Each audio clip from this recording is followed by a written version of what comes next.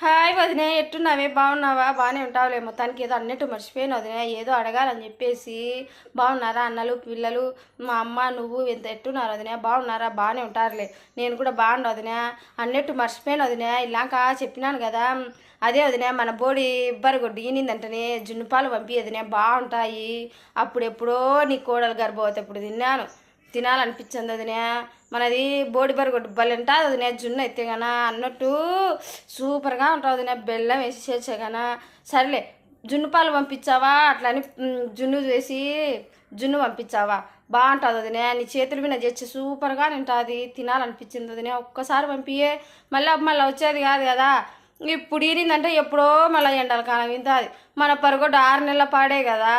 Please వదినా, జున్ను పాలు అదే జున్ను పెరుగు అలా పంపి వదినా, బాగుంటాయి. నీ చేతుల మీద సూపర్గా ఉంటుంది. ప్లీజ్ వదినా, పంపి వదినా. నాకైతే